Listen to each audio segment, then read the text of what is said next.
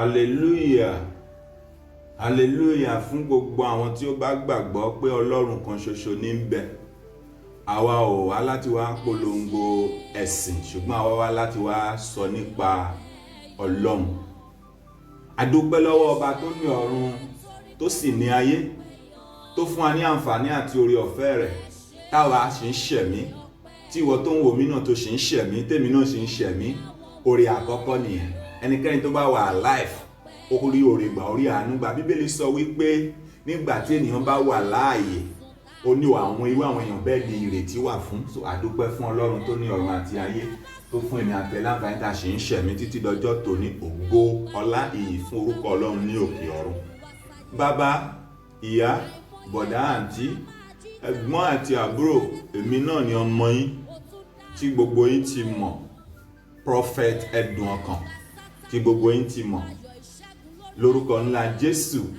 Ẹ̀dùn ọkàn ẹnì kọ̀ọ̀kan wa tó ń dùn wá lọ́kàn, Olúwa Ọlọ́run yóò ṣe fún wa. Hallelujah.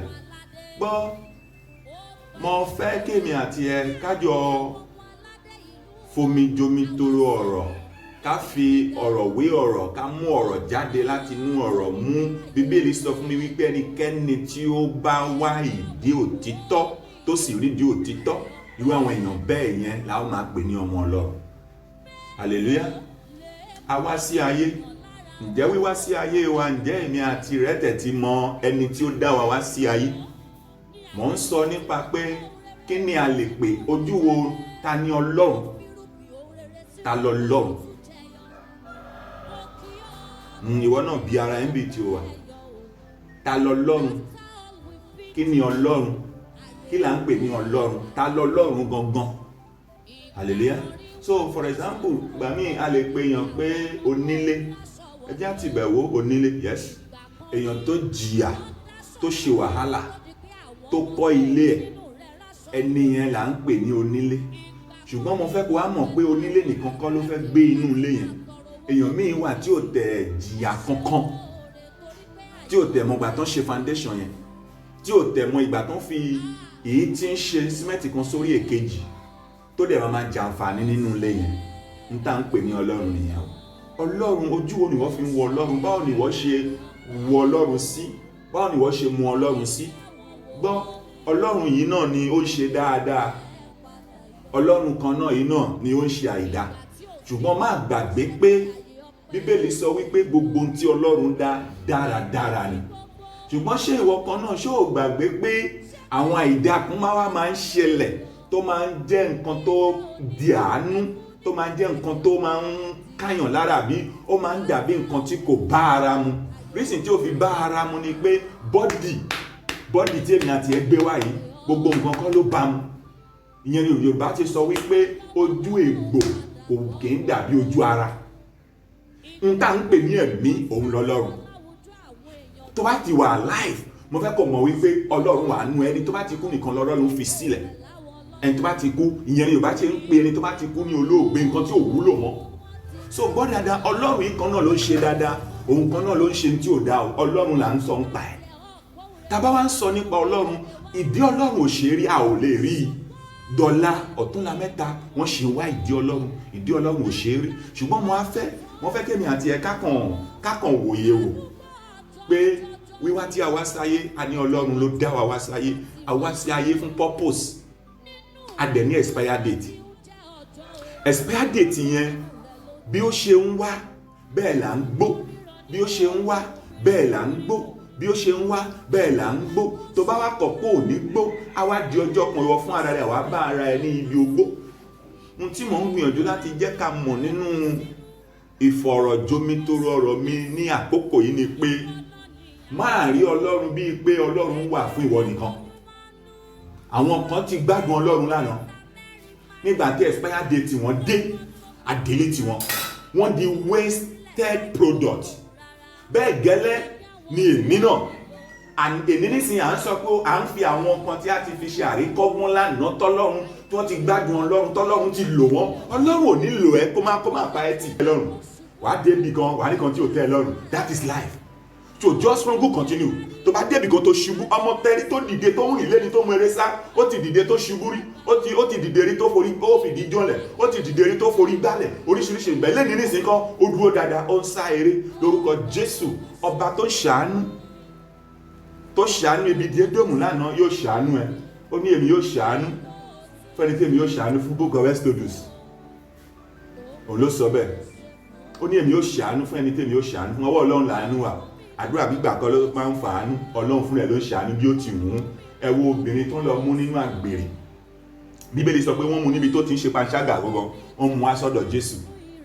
Ó dẹ̀ rí àánú gbà. Ẹ wo olè ọwọ́ ọ̀tún, ó rí àánú gbà. Ó bó ti wọn lọ́run ṣàánú. Bíbélì sọ nínú ìwé Matthew, ó ní wọ́n jáde, Jésù jáde láàárọ̀, ó rí àwọn èèyàn, ó pè wọ́n sínú company pé ẹ lọ ṣiṣẹ́. Ó jáde lọ́sàn-án, ó pè àwọn èèyàn ẹ lọ ṣiṣẹ́.